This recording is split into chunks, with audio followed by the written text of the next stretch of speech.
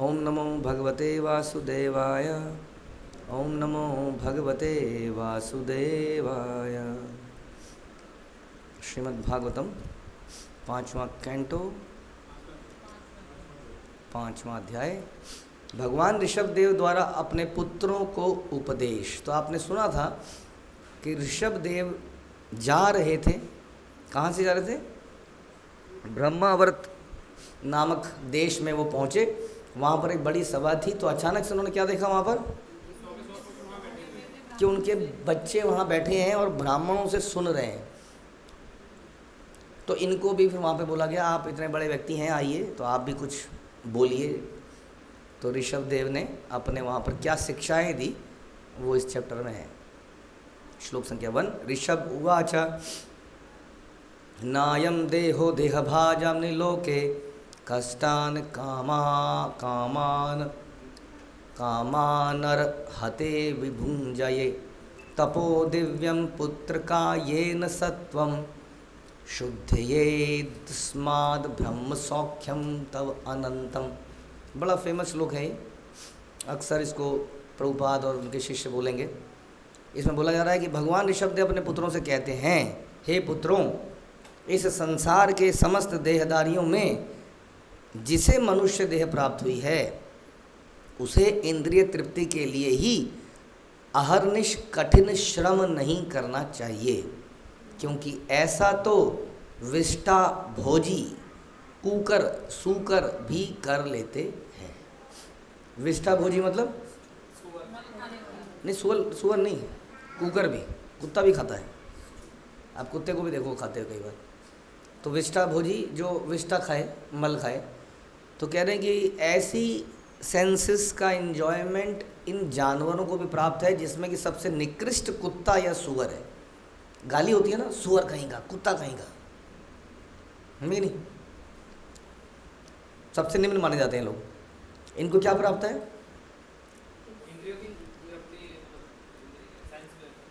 तो अगर इंद्रियों को, जैसे फॉर एग्जाम्पल कोई व्यक्ति है, वो गया कहीं पर, वो सड़कों पे वो ठेले लगे होते हैं, देखे आपने? बर्गर देखे उसमें, बर्गर, फ्राइड बर्गर खाया आपने कभी? फ्राइड बर्गर कितने का होता है? 5 रुपये का। अब 10 का होगा ना 20। और वैसे बर्गर कितने का है? नहीं, वो बर्गर सस्ता होता है। तो कई बार जैसे कि हम लोग अपने जब कॉलेज में जाते थे तो वो टन वाला होता है ना, छोले उबले हुए छोले, छोला कुलचा, तो हम वही खा लेते थे अक्सर सड़क में से। क्यों खाते थे? बहुत सस्ते होते थे, बहुत सस्ता। तो अगर मुझको छोले कुलचे खाने में आनंद आ रहा है, माना खूब, या मुझे ये फ्राइड बर्गर खाने में आनंद आ रहा है, अब तभी वहाँ पर एक उतरा 5 स्टार से आदमी, कह रहा क्या बर्गर खाया, मज़ा आ गया, मैकडोनल्ड्स का। अब किसका आनंद बड़ा है आप बताइए? दोनों में से आनंद किसका बड़ा है? अपनी अपनी जगह दोनों का है, हैं? ना है। अब मैं ये कहूँ कि जिसको ज़्यादा भूख लगी होगी उसको ज़्यादा आनंद आया होगा। अब वो जो अमीर आदमी गया होगा वो दिन में 10 बार पता नहीं क्या क्या खा गया होगा, और ये बेचारा सवेरे से भूखा होगा। इसने जो बर्गर खाने में और जो आनंद लिया होगा वो अलग ही होगा, नहीं? जबकि वही प्लेट को उसने किसी बाल्टी में डाल देते हैं, वो ऐसे झूठी प्लेट को, और बाल्टी से में डाल के ऐसे निकाल के दूसरे को दे देते हैं। फिर दूसरा खाता है, उसे डालते हैं बाल्टी में और उसको निकाल के, हाँ, उसी बाल्टी में दे देते हैं। कई बार पेपर रख देते हैं, कह रहे हैं पेपर फेंक देते हैं, इस प्रकार। अब उनको आनंद आ रहा है इसमें, तो आपको प्रॉब्लम है इसमें, समझिए। कहने का मतलब है आनंद एक डिफरेंट विषय है। हम लोग को कन्फ्यूज़न हो जाती है कि अगर बहुत अच्छी व्यवस्था होगी तो आनंद ज़्यादा आएगा। नहीं, ऐसा नहीं है। बल्कि आप ऑन द कंट्रेरी देखेंगे कि जितने हम लोग बड़े हो जाते हैं, अमीर हो जाते हैं, एक स्टेज में आने के बाद जब हमारे पास पैसे हो जाते हैं, तो हमसे 2 रोटी खाना मुश्किल हो जाता है हमसे। और एक ज़माने में हम 6-6 रोटी खाते थे उस ज़माने में। अब खाने का आनंद लेने के लिए खाना तो पड़ेगा ही ना। अब आपके सामने इतना कुछ है लेकिन आप खा नहीं सकते क्योंकि आपकी अब है ही नहीं, कैपेसिटी नहीं खाने की। क्यों? ज़िंदगी ऐसी बन गई कि अब मन ही नहीं करता खाने का, या इतना पॉल्यूशन है, हाँ, इतना स्ट्रेस है लाइफ में कि आदमी से खाया नहीं जाता है। तो खाने के लिए तो, आनंद के लिए तो क्या चाहिए? भूख चाहिए। तो फिर इतनी प्रोग्रेस, इतनी डेवलपमेंट करने की ज़रूरत है। जैसे कि हमने फिर रेस्टोरेंट्स बनाए, हम कई बार कहते हैं एम्बियंस अच्छी होनी चाहिए, एम्बियंस। तो एम्बियंस अच्छे होने से भूख ज़्यादा लगती है? ना ना ना, ये बिल्कुल ज़रूरी नहीं है। अगर आपको एसिडिटी है और आप ऐसे हॉस्पिटल, सॉरी नॉट, रेस्टोरेंट में चले गए, वहाँ बढ़िया सी कैंडल लाइट्स जली हुई हर टेबल के ऊपर, और सामने एक जगजीत सिंह जैसा कोई व्यक्ति गज़ल गा रहा है, लाइव गज़ल, और आपके सामने बढ़िया सा एक ओपन गार्डन में है, समझ लीजिए, वहाँ पर टेबल्स लगी हुई, वहाँ पर खाना है, तो आपकी भूख बढ़, एसिडिटी चली जाएगी? एसिडिटी नहीं जाएगी ना। और जो बेचारा मजदूर है उसको कभी एसिडिटी होगी? आप गारंटी ले लीजिए उसको कभी एसिडिटी हो जाए तो। जो पूरे दिन बदरपुर फेंक रहा होगा, मसाला बना रहा होगा, उसको बोलो एसिडिटी तो नहीं है भाई तेरे को? तो आप समझने का प्रयास कीजिए कि जो हम लोग ये जो करते हैं, जो ह्यूमन डेवलपमेंट, जैसे कि हम लोगों ने बहुत बढ़िया बढ़िया गद्दे बनाए, सब कुछ किया, तो क्या उससे हमें नींद अच्छी आएगी? वो ज़रूरी नहीं है। मैं ये नहीं कह रहा कि सड़क में जो रहता है उसकी नींद अच्छी है, मैं कहता हूँ नींद अच्छी आना या बुरा आना वो एक अलग मैटर है, वो इस पर डिपेंड नहीं करेगा वास्तव में, है ना, कि क्या, वो बहुत सारी चीज़ों पर डिपेंड है। जिसको स्ट्रेस होता है वो सो नहीं पाता है, रात को नींद नहीं आती है उसको, बेचारे को टेंशन है दिमाग में, और अधिकतर टेंशन, जितना एडवांस व्यक्ति होता है उसको अधिकतर ज़्यादा टेंशन हो जाती है, ऐसा देखा गया है, होती हैं। गरीबों की भी अपनी अलग समस्या है, सड़क पे सो रहा है बेचारा, कई बार कोई गाड़ी आती है उसके ऊपर से निकल जाती है।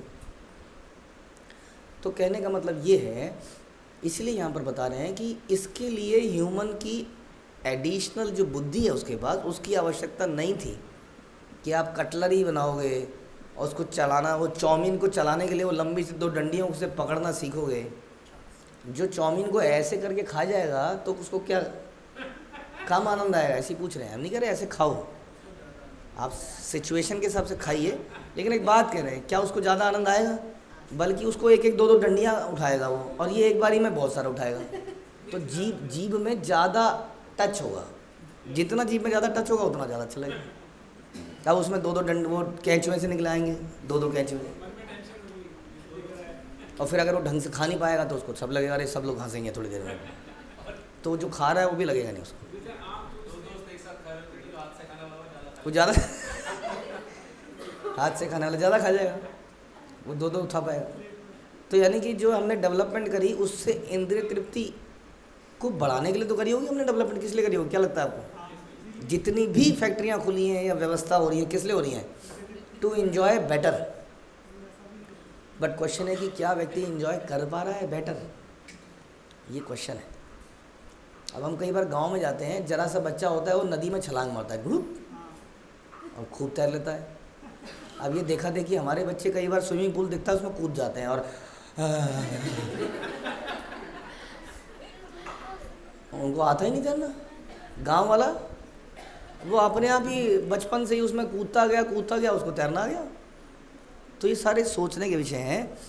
यहाँ पर ये बताया जा रहा है कि ये जो आप कर रहे हो इस तरीके से आपकी इन्जॉयमेंट नहीं बढ़ेगी। अगर आपको इन्जॉयमेंट चाहिए तो ऊपर नहीं जाना है, क्या करना है? नीचे जाना है। यस, अगर नॉट डीप, हम कुछ फिलोसफिकल बात नहीं कर रहे हैं, फिलोसफिकल बात नहीं कर रहे हैं, यानी कि ऊंची योनियों में मत जाइए। अगर एंजॉय करना है कहाँ जाइए? निचली योनियों, जितनी नीचे की योनि होगी उसमें उतना ज़्यादा मज़ा आएगा, ये है बात। इसलिए यहाँ पर कुत्ता सुअर बोला गया जिसकी गाली ली जाती है, क्योंकि कुत्ते को कभी हड्डी मिल जाती है तो हड्डी खा लेता है, कभी मल मिलता है तो मल खा, मज़े आता है उसको। अब मैं बताता था कई बार आपको कि कुत्ते का जब पेट खराब होता है तो क्या करता है? घास खाता है, पहले घास खा के घास अटक जाती है, फिर वाक करके निकालता है, फिर ठीक होता है, फिर अपना खाना खाता है। कह रहे हैं उसको भी खाया, हाँ कई बार उसी को दोबारा खा जाता है।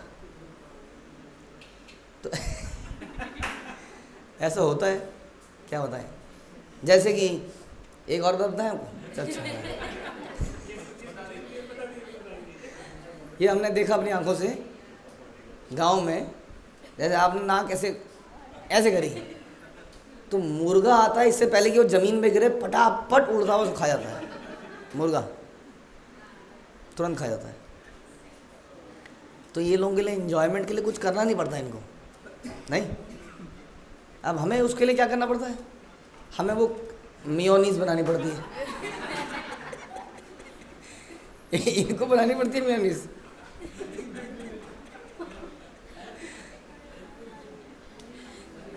हम हलवा बनाते हैं,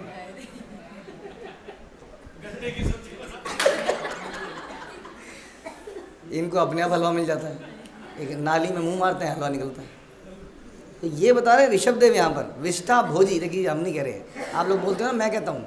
मैंने क्यों कहा? क्योंकि यहाँ पर लिखा है विष्टा भोजी कुकर सुकर, उसको एक्सप्लेन कर रहे हैं हम।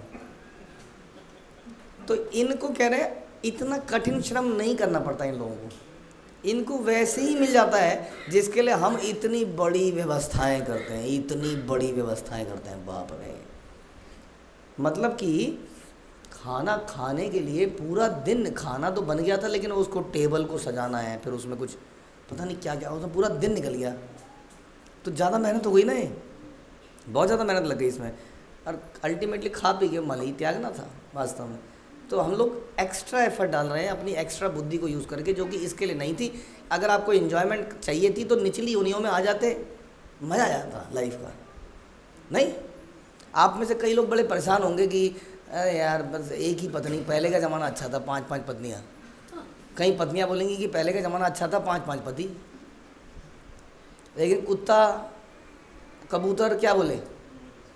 हाँ, अरे क्या होता? व्हाट इज़ दिस पत्नी and what is this girlfriend? अगर दूसरी गर्लफ्रेंड आएगी तो पहली गर्लफ्रेंड उसकी चुटिया खींच देगी वहीं, दोनों लड़ पड़ेंगी वहीं सबके सामने। और यहाँ क्या होगा कुछ, यहाँ वो उदारवादी हैं। वो कबूतरी कहेगी okay okay go with this कबूतर, no problem, I don't have any problem. अगर एंजॉय करना है तो क्या करें? निचली योनियों में जाएं। उसके लिए क्यों ह्यूमन बॉडी को बर्बाद कर रहे हैं, ये क्वेश्चन है। इतनी बुद्धि तो होनी चाहिए आदमी के अंदर कि क्या कर रहा है वो, क्या प्राप्त होगा उसको, नहीं समझ में आ रहा। लेकिन क्या करें? बल्कि मनुष्य को चाहिए कि भक्ति का दिव्य पद प्राप्त करने के लिए वे अपने को तपस्या में लगाए। इस काम के लिए ह्यूमन बॉडी मिली है। क्यों? Why only a human can do तपस्या? बताइए, ऐसा क्यों? हाँ, बुद्धि से क्या कर सकता है वो? बुद्धि तो उस पर भी है। तपस्या करने के लिए क्या करना पड़ता है? मन को नियंत्रित करना पड़ता है, जो कि कौन कर सकता है? मनुष्य मन को नियंत्रित कर सकता है, लेकिन जानवर मन को नियंत्रित नहीं कर सकता। जानवर नेचुरल इंस्टिंक्ट से चलता है, जो उसका मन करेगा वो उस वक्त कर देगा, चाहे वो देखेगा नहीं ये एथिकल है या नॉन एथिकल है या क्या है क्या नहीं, उसको कोई मतलब नहीं इस चीज़ से, वो कर देगा बस। समझ में आया? बड़ा ख़तरनाक भी है। जैसे बचपन में हमने कहानी पढ़ी थी, वही बड़े बड़े राइटर हुए, फालतू की कहानियाँ पढ़ी हैं, लेकिन एक आदमी ने एक टाइगर को पाल लिया था, टाइगर के बच्चे को, जरा से बच्चे को, बड़ा सुंदर, बड़ा अच्छा लगता था।